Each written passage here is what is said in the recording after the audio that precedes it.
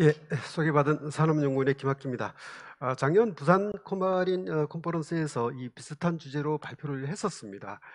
그런데 그 1년 사이에 러시아 내에서도 진짜 많은 변화가 있어가지고 그 최근 1년 동안 러시아가 어떻게 변화 왔는지에 초점을 맞춰가지고 전체적으로 좀 설명을 드리겠습니다. 예, 최근 러시아가 진행하고 있는 국가 프로그램에서부터 시작해서 그 일환으로 진행하는 러시아 물류와 관련돼 있는 전체 공간 개발 전략, 그리고 최근에 발표된 2035년까지의 국가 제조업 개발 전략 관련된 각종 과학기술 혁신 정책, 그리고 첨단 혁신 기술 개발 동향들, 뭐 인공지능이라든가 뭐 블록체인 포함해서 그런 것들을 간단히 설명을 드리고요. 아무래도 코마린 이 주제가 물류이다 보니까 러시아의 전체적인 이 개발 전략 속에서도 북극 개발과 북해 항로, 그리고 세빙선, 무인 유조선, 또 무인 차량들이 어떻게 개발되고 있는지에 대해서 간단히 설명을 드리고, 그리고 그 마지막으로 블록체인에 관해서도 러시아에서 어떻게 진행되고 있는지 설명을 드리는 방식으로 진행을 하겠습니다. 예, 첫 번째입니다. 러시아 푸틴 대통령이 취임을 하면서 2018년 5월이죠. 2024년까지 자기 그 당시의 대통령 임기였죠. 2024년까지의 러시아 연방 국가 목표와 전략적 과제라는 대통령령을 공표를 했습니다. 바로 취임하는 날 발표를 한 건데, 이걸 법제화해서 러시아가 2024년까지 어떤 쪽으로 포커스를 맞추고 정책을 어떻게 진행해 나갈지에 대해서 이제 발표를 한 건데, 핵심 과제는 9개 국가 발전 과제하고 12개 세부 전략 과제로 구성되어 있습니다. 특히 이 프로그램에서 강조하는 것은 4차 산업혁명과 관련된 디지털 경제였습니다. 예, 2024년까지의 국가 프로그램은 이런 주요 목표를 12개로 잡아 있는데, 앞부분 첫 번째에서 한 네 번째까지는 주로 국민 생활 안정, 출생률 높이고 교육을 어떻게 하고 이런 관련된 것들이고, 그 다음에 여섯 번째가 이 물류와 관련되어 있는 도로 건설, 러시아 전체적으로 이 공간 개발 전략하고 연계되어 있는 것들인데, 안전한 도로 건설하고 지방 도로들을 어떻게 개발하겠다라는 것들도 있고요. 그 다음 과학 연구 개발 쪽에 세계 5대 강국에 진입하겠다라는 목표를 지시하고 있고, 특히 이제 24년까지 국가 프로그램 전체적으로 흐르고 있는 게 디지털 경제 개발 전략입니다. 모든 다른 과제들도 이 디지털 경제하고 연관이 되어 있는데, 러시아 내 자기들 핵심 초점은 이 세계 이 개발 전략들하고 연계돼 가지고 자기들 국산 소프트웨어를 개발을 하고 자기들 자체 전자산업을 육성하겠다, 이런 쪽에 포커스를 맞추고 있습니다. 그다음 전체적으로 수출 확대 전략 이런 것들도 있습니다. 다음 수출 확대 전략에 대해서 주로 좀 설명을 좀 드리겠습니다. 러시아가 연간 뭐 500억 달러 기계 제작을 하고 이런 걸 해서 총 뭐 금액을 수출액을 2,500억 달러까지 늘리겠다라는 거고 하고, 유라시아 경제연합 EAU 쪽 국가들하고 협력을 맞춰서 이런 수출 목표를 달성하겠다라는 거 하고요. 그다음 수출 확대 국가 프로그램 이행 여러 과제들이 있는데, 쭉 보다 보면은 뭐 수출 규제 철폐에서부터 단일 창구 형성, 그리고 수출 금융, 그리고 해상 운송 철도 자동차를 통한 상품 수출, 물류 제약 해소, 국경 검소 건설, 러시아 해외 무역 대표부 근대화, 수출진흥기구 이런 쪽에 포커스를 맞추는데, 최근 엊그제 뉴스에 러시아 쪽하고 우크라이나하고 요즘 많은 사이가 안 좋은데, 우크라이나 무역 대표부를 폐쇄해야 하고, 또 옆에 있는 리투아니아 무역 대표부를 또 폐지한다는 그런 발표가 있었습니다. 대신 뭐 리비아 쪽에 시리아 쪽에 하나 발표를 신설하는 그런 계획도 있었습니다. 그리고 공간 발전 전략입니다. 러시아 전체적으로 워낙 나라가 크다 보니 뭐 물류에 큰 문제가 많은데, 핵심은 러시아 극동 쪽에서 서쪽 끝까지 철도 운송 이런 걸 통해서 7일 내로 모든 수송 시간을 단축시키겠다, 이런 계획을 하고 있고요. 그다음 복합 화물 운송 물류센터, 바이칼 함부로 밤철도하고 시베리아 횡단철도 수송 능력을 1.5배로 늘려, 이게 다 2024년까지 전략입니다. 8천만 톤으로 1억 8천만 톤으로 늘리겠다. 이게 북극해하고 조금 약 비교가 되는데, 조만간 한 2030년 경이 되면은 북극 화물량이 아무래도 이 시베리아 횡단철도 화물량하고 비슷해지지 않을까, 이런 생각이 듭니다. 그리고 아즈프 흑해 이런 항구의 철도 능력도 확대를 한다. 이런 계획들이 있습니다. 그리고 철도, 항공, 자동차, 도로, 해양, 하천 기반 시설들 늘리고요. 그리고 최근 이슈가 되고 있는 것들이 러시아 내 지역 간 항공 수송로를 확대를 하겠다라는 전략이 있습니다. 기존에는 뭐 예를 들어서 지방 도시에서 다른 지방 도시로 가려면은 모스크바를 거쳐서 비행기를 갈아타고 이런 게 있었는데, 이제는 지방 도시에서 바로 다음 지방 도시까지 이어가는 그런 전략을 취하고 있습니다. 여기에 따라서 다양한 소형 항공기가 필요하게 되니까 러시아 내에서 항공 산업도 같이 육성을 해 나가고 있습니다. 최근 들어서 여러 작은 소형 항공기 개발에 대한 여러 프로그램들이 발표가 되고 있습니다. 그리고 고속철도 이미 이제 진행을 하고 있죠. 내륙 수로 수송 능력도 확대를 한다, 이런 계획도 있습니다. 그리고 우리하고 좀 관심이 가는 러시아 본토하고 사할린 연결 다리, 이거를 그동안 한 1, 2년 사이에는 약간 뉴스가 가라앉았었는데, 지난 10월 초죠. 지난달 초에 푸틴은 자기들은 아직도 사할린 다리에 대해서 중요하게 생각을 하고 있다. 그리고 일본 홋카이도하고 사할린 쪽하고 이 통신망 연결도 같이 얘기를 하고 있는데, 그 라인은 어떻게 될지 잘 모르겠지만은 자기들이 생각하는 사할린하고 본토 연결 프로젝트는 지금도 계속 중요한 프로젝트로 여기고 있다 하고 관련된 사실을 발표를 했습니다. 보시면은 지금 뭐 다리 건설 제일 다음 지도를 잠깐 보고 하겠습니다. 여기 보시는 것처럼 제일 좁은 저쪽 해협을 통과하는 다리를 놓을 것인가, 뭐 지하 해로를 통해서 할 것인가 하는 논란이 계속되고 있는데, 지하로 하면은 한 10년 더 걸리고 육상으로 하면 한 8년 정도. 앞으로 최소한 한 15년 정도면은 이 사할린섬하고 러시아 본토 연결 다리가 해결되지 않을까, 이런 생각이 됩니다. 물론 저 빨갛게 표시되어 있는 부분은 철도라든가 도로로 새로 연결을 해야 되는 그런 과제가 남아 있습니다. 그리고 최근 들어가지고 러시아 공항 발전 전략 과제화하고 최근 벨라루스 사태 때문에 리투아니아하고 사이가 굉장히 안 좋은데, 벨라루스라는 나라하고 이 리투아니아 쪽하고, 이 리투아니아가 사실 이 벨라루스 쪽에서 오는 화물 수송에서 크게 국민 경제 GDP가 한 25% 정도, 제가 그렇게 알고 있는데, 그렇게 영향을 받고 있는 쪽인데, 벨라루스하고 리투아니아가 사이가 안 좋다 보니까 벨라루스 루카센코 대통령이 자기들 화물 그쪽으로 안 돌리겠다, 차라리 이제 러시아 쪽에서 돌려가지고 새로운 항구를 찾겠다 해가지고 나온 계획이 바로 이겁니다. 리투아니아 쪽에 있는 항구를 사실 이용을 안 하고 러시아 쪽에, 레닌그라드 쪽에 자기들이 별도로 만들어 가지고 하겠다라는 얘기인데, 어떻게 보면 이 물류가 큰 변화가 생길 상황입니다.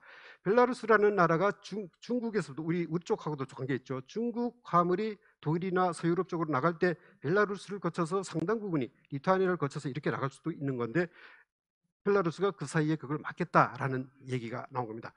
아마 심각하게 얘기가 되고 있는 것 같습니다. 이미 대통령들끼리 루카센코하고 푸틴 사이에 그 얘기가 오고 가고 있고, 주지사까지 나와가지고 세부적인 전략까지 짜고 있는 그런 걸로 알고 있습니다. 아무래도 뭐 벨라루스 사태가 여러 가지 뭐 영향을 좀 미치고 있을 것 같습니다. 또 이 무역 전쟁 그리고 코로나 사태에 따라서 러시아 내에서도 여러 가지 변화가 많이 있습니다. 자기들은 과거에 그 무역 자유주의 뭐 이런 걸로 해가지고 세계하고 이 수출 확대 이런 쪽에 많은 관심을 뒀는데, 아무래도 미중 무역 전쟁 이런 게 강화되다 보니까, 또 러시아에 대한 이 경제 제재가 2024년부터 벌써 6년째죠. 거의 매년 그 크림 사태 때문에 경제 제재가 시작됐는데 전혀 개선될 여지를 보이질 않고 갈수록 강화가 되고 있습니다. 미국 대통령 선거 끝나고 러시아하고의 이 경제 제재가 좀 나아질 거라고 생각도 됐는데, 그렇지도 않는 걸로 지금 다시 러시아 내에서도 이제 보고 있습니다. 그러니까 러시아 내에서는 미국의 경제 제재, 서방의 경제 제재가 완전히 이제 일상화돼 있고 더 개선될 여지는 전혀 없다. 거기에 따라서 자기들은 대무역이라든가 보호무역주의에 대한 대응책으로 자체 생존 전략을 짜는 방식으로 경제 계획들을 많이 바꾸고 있습니다. 그러니까 2018년에 국가개발 전략에 나왔던 그때 프로그램하고 최근에 나오는 프로그램들의 사이에 많은 차이가 있습니다. 그러니까 디지털 경제 쪽에서도 웬만하면은 자기들이 스스로 개발을 하고 자기들 뭐 공간 발전 전략 이런 것들도 자기 스스로 건설을 하고 이런 쪽으로 지금 방향을 틀고 있는 겁니다. 대신 디지털로 이 위기를 극복해 나가자 이런 쪽으로 지금 포커스를 맞춰 나가고 있는 것 같습니다. 그래서 2035년까지 러시아 국가 제조업 개발 전략이라는 게 올해 6월 6일 몇 달 안 됐죠. 한 세 달 전에 발표가 됐는데 이 전략들에서도 앞서 제가 얘기 드린 자기들 독자 생존 전략, 디지털 혁신 전략 이런 쪽에 포커스를 맞춰서 많은 것들을 하고 있습니다. 러시아 35년까지 국가 제조업 개발 전략에서 강조되고 있는 산업들은 항공, 조선, 전자, 의료, 제약, 자동차, 수송, 농공업, 화학, 철강, 히토류, 복합재 이런 쪽에 포커스가 맞춰지고 있습니다. 여기 보시면은 항공 파트에서는 아까 제가 리저널 비행기들 지역 간 수송에 관련된 지역 항공기 개발되는 거 그리고 무인 항공기들 러시아 쪽에서도 이 무인 항공기 쪽으로 많은 전략들이 나오고 있습니다. 조선 파트에 보시면은 35년까지 2.2배 늘리고 민간 제품을 75% 늘린다라는 것 개발 계획들이 최근에도 다시 세부 전략들이 나오고 있습니다. 전자산업 파트도 있고요. 해상운송, 제어 시스템 같은 것, 무인 해상운송 뭐 이런 쪽으로 많이 관심을 기울이고 있고요. 자동차 파트에서도 전기 자동차, 무인 차량 쪽에 연간 성장률을 뭐 40-50% 늘린다. 농업 파트에도 농업 비중을 늘리되 무인 트랙터 쪽으로 포커스를 맞춰서 최근에 이 물류의 혁명적인 디지털화 쪽으로 포커스를 많이 맞추고 있는 상황입니다. 과학기술 정책에서도 마찬가지입니다. 2016년에 만들어진 거지만은 여기서도 강조되고 있는 것들이 빅데이터, 인공지능, 친환경 자원 절약적인 거, 환경 친화적인 양식, 그리고 지능형 교통통신 시스템, 항공 우주 파트, 북극, 남극 개발에서 자기들이 세계적인 리더십을 유지하겠다 이런 전략을 가지고 있고요.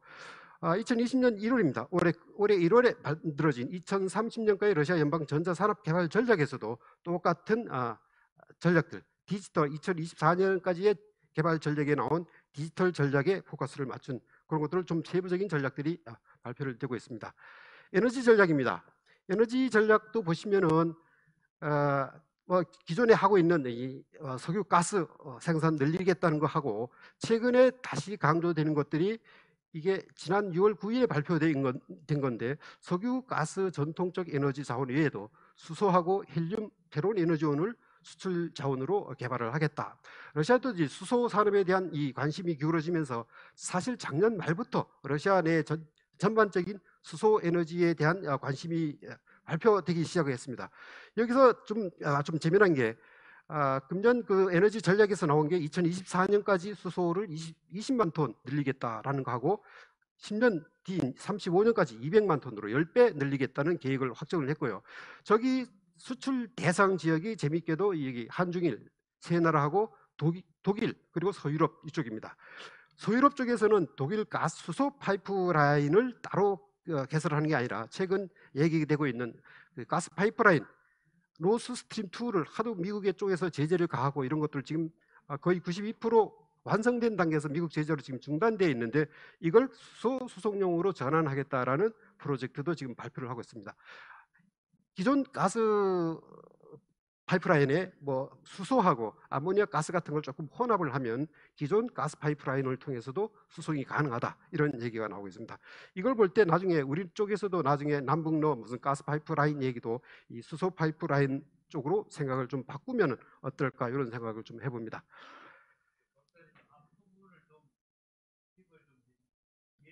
예. 예. 여기서 요건 간단하게 넘어가고요. 무인 항공기 파트가 조금 더 설명드린 거와 마찬가지고 러시아 쪽에서도 무인 자동차, 무인 트럭, 무인 농기계, 무인 기차 이르기까지 무인화 쪽에서 많은 개발들을 하고 있습니다. 예를 들어서 까마즈 같은 트럭 기업들은 올해 초에 10톤 규모의 운전실이 없는 아예 사람이 탈 수 없는 무인 트럭을 만들어서 이미 테스트까지 마친 상태고요. 그리고 여기에 인공지능까지 탑재를 해서 트랙터에도 자기들이 별도로 개발한 처음부터 무인화시키지 않은 트랙터지만은 자기들이 개발한 인공지능이 탑재된 이런 어떤 별도의 기계 시설을 트랙터에 넣으면은 이 트랙터가 무인화되는 그런 것도 개발을 해서 이미 계약 체결을 하고 있는 그런 단계입니다. 인공지능도 마찬가지고요. 러시아가 인공지능 쪽으로 온갖 자기들 국내 이 개발 전략들을 총 집결을 해서 세계적인 개발 국가, 세계적인 선두 국가로 만들겠다라고 정부 차원에서 굉장히 많은 노력을 기울이고 있습니다. 이미 관련돼서 코로나 환자들 의료 시스템 처리도 하고 있고요. 이미 금년 5월에 모스크바 코로나 환자 테스트하는데 인공지능하고 탑재를 해서 90%까지 정확도를 달성했다 이런 얘기도 있습니다. 양자 컴퓨터도 러시아 쪽에서 굉장히 많은 신경을 쓰고 있는 파트입니다. 이것도 어떻게 보면 자기들이 새로운 기술에서 세계적인 이 선두 그룹을 형성할 수 있겠다라는 전략하에서 러시아 쪽에서 지금 어떻게 보면 우리 이제 양자 센서 같은 게 조금 스마트폰에 탑재되고 있지만은 러시아 내는 자기들이 독자적인 센서를 개발해서 개발을 하겠다 이런 얘기도 있습니다. 네, 북극 개발입니다. 아무래도 러시아 쪽에 우리가 좀 많은 관심이 되고 있는데요. 러시아 온난화 속도가 지구 평균의 2.5배고 북극은 3.5배에 달한다라는 기사가 올해 이즈베스트에 나왔었습니다. 그리고 이 북극 개발 관련해서 최근에 과거에는 이 극동 쪽에 많은 포커스를 맞췄는데 최근에는 이 무르만스크 쪽에 많은 관심들이 두고 있습니다. 무르만스크에도 선도 개발 구역이라는 것을 북극의 수도라는 이름으로 개발을 하고 있고요. 여기 보면 환적 터미널 북극에서부터 컨테이너 터미널 여러 가지 것들이 이제 나오고 있습니다. 또 어떻게 보면 이제 북극 투자자들에 대한 인센티브에 자유경제지역을 우리보다 한반도 면적이 22배에 달하는 북극권 전역을 경제 특구로 해가지고 북극 전역을 개발하겠다는 전략을 내세우고 있습니다. 여기도 북극 이 극동처럼 우리 극동 1헥타르처럼 3,000평을 공짜로 주는 프로젝트를 이쪽 무르만스크 쪽 서쪽 쪽에서도 진행을 하고 있습니다. 러시아 가시면 3,000평 공짜로 받을 수 있습니다. 자, 북해 항로 수송량이 급증을 하고 있습니다. 보면 2024년 맨 초반전에 설명을 드린 2024년까지의 프로그램에 있었었는데 거기에 8천만 톤까지 늘리겠다라는 게 최근 교통부 장관은 이 목표가 이미 초과 달성되었고 그보다 훨씬 많은 수송을 할 수 있다. 화물도 늘어나고 있다라는 설명을 하고 있습니다.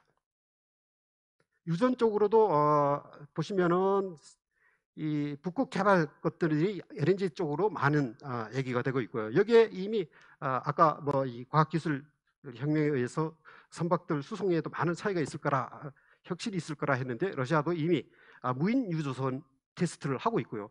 미하일 울리아노프스크라는 이 유조선에다가 이미 센서나 이런 거에서 무인화시키는 테스트를 하고 있습니다. 무인 유조선이 북극 항로를 왔다 갔다 하겠다는 계획을 이미 세우고 있죠. 거기에 따라서 세빙선 건조가 활발하게 진행되고 있고요. 지난번에 얘들이 얘기하는 아르직크가 북극항 세빙선 원자력 세빙선이 여러 가지 문제가 많았죠. 오랫동안 개발되었다가 별의별 우여곡절 겪고 엔진이 잘못돼서 배를 반쪽으로 나눠서 다시 탑재를 해야 된다 이런 얘기까지 나왔는데 하여튼 그런 우여곡절을 지나서 지난번에 며칠 전이죠. 10월 21일에 공식적으로 이 원자력 세빙선을 투입하는 행사도 개최됐습니다. 똑같은 북극함 같은 시리즈 원자력 세빙선이죠. 시베리아, 우랄, 야쿠치아, 추코트카 이런 시리즈가 연도별로 이렇게 개발되기로 되어 있습니다. 그리고 이미 부유식 원자력 발전소도 개발이 돼서 이미 투입을 해서 전기를 생산하고 있고요. 아카데믹 로마노스프 이런 부유식 원자력 세빙선입니다. 러시아 북극 LNG 수급입니다. 이게 보면 전체적으로 매년 늘어날 거고 북극 개발이 LNG 개발하고 결국은 석유 가스 생산하고 연계될 것이다. 북극 항로 화물의 80%가 LNG 화물이 될 거고 사실상 북해 항로 개발은 이 가스 생산하고 석유 생산이 어떻게 진행되느냐에 달려 있을 거다. 이런 주장입니다. 그리고 자기들이 세계 LNG 시장의 전체적인 시장 점유율을 확대해 나갈 거다라는 주장입니다. 블록체인입니다. 뭐 앞서서 뒷부분에서도 계속 얘기가 나오겠지만 러시아의 내에서의 이 블록체인은 처음에 2016년 초에만 해도 러시아에서도 굉장히 활발하게 전개가 되어 왔었는데 뭐 이 코인 문제 때문에 러시아에도 약간 여러 제재가 있었고요. 그래도 실물 경제, 실생활의 블록체인 적용은 러시아에서 굉장히 활발하게 진행이 되고 있습니다. 예를 들어 가지고 스베르방크는 2019년 이미 요걸 가지고 석유를 거래한 경험이 있고요. 또 지난 한 두어 달 됐죠. 러시아 헌법 개정안에 전자투표에 이미 이 블록체인 기법을 활용해서 모스크바하고 일부 두 개의 지역에서 전자투표를 시행을 하고 전자투표의 블록체인 기법을 활용을 해서 이미 시행을 했습니다. 그리고 로스테크가 블록체인 로드맵이라는 걸 최근에 발표를 했는데 러시아의 모든 국가 정보 기술 시스템을 블록체인으로 이동하고 주택 공익사업에 소요되는 기술들을 블록체인으로 하자라는 제안을 했습니다. 그러니까 러시아 내에서는 우리하고 좀 다르게 실생활에 블록체인 기술이 굉장히 광범위하게 전개될 것으로 보입니다. 예, 보시면은 결국 기술 전쟁, 무역 전쟁, 뭐 코로나19 여파 나오는데 이것들은 미중 갈등 속에서 나오는 겁니다. 그 러시아는 거기에 대해서 자기들이 독자적인 생존을 전략을 하고 있고요. 아마 4차 산업혁명점의 양자 기술이라든가 뭐 인공지능 이런 것들이 아마 굉장히 빠르게 이 우리 실생활도 변화에 힘이 되지 않을까 이렇게 생각되고 있고요. 그러니까 결국은 우리가 러시아하고 뭐 아니면 북방 국가들하고 협력할 때도 이 기술 전략에 맞춰서 빠른 협력 전략을 취해야 될 것 같습니다. 특히나 양자 컴퓨터, 양자 통신망, AI, 수소, 무인 이동체 이런 쪽에는 러시아가 어떻게 보면 우리보다 한 발 앞서가는 부분들이 상당히 있습니다. 이런 부분에 서로 협력을 해서 세계 시장을 선도할 수 있도록 해야 될 것 같습니다. 그리고 북방 국가 나머지 국가들도 카자흐스탄이나 EAEU 국가들이 자기들이 물류 산업을 디지털화하고 지능형 교통 시스템을 구축을 하고 또 EAEU 국가들 간에 공동의 전자 상거래 구축도 하겠다고 최근에 발표를 하고 있습니다. 이런 걸 볼 때 우리 그 중동이나 인도, 카자흐스탄, 러시아를 거쳐서 벨라루스, 동유럽, 유럽까지 이어지는 우리 지능형 트란스 유라시아 스마트 물류 시스템이라는 걸 하나 만들어서 세계 물류 시장을 좀 장악하는 게 어떨까 이런 생각이 듭니다. 마지막으로 최근에 이 우리 저기 코로나 때문에 저 부산 쪽에서 업계에서 좀 항의가 좀 들어오고 있는데요. 우리 그 블라디보스톡 총영사관 쪽에서 이 어떤 이 코로나 인증 문제 때문에 양국의 러시아하고 우리하고의 어떤 활개라든가 이 생선 이동, 유통망, 심지어는 수리 조선업까지 영향을 미치는 이 일들이 좀 벌어지고 있는 모양입니다. 한국에 오면은 이 코로나 검사 인증을 다 하고 있는데도 러시아 내 자체적인 우리 또 어떤 별도의 절차를 두고 있는데 그 절차를 좀 신속하게 체계를 해주지 못하고 우리 그 블라디보스톡 총영사관 쪽에서 이 행정 절차가 느려져 가지고 열흘씩 심지어는 뭐 보름씩 늦어지는 바람에 할개 같은 것들이 모든 사업들이 지금 무산 위기에 처해 있고 결국은 한러 간의 물류 문제도 심각한 영향을 미칠 것이다라는 주장들이 있습니다. 물류 이 개발 전략도 좋지만 최근 벌어지고 있는 일들에 대해서 행정적으로 빠른 처리가 돼서 물류 문제에 어떤 별도의 걸림돌을 만들어서는 안 될 것 같은 생각이 듭니다. 예, 감사합니다.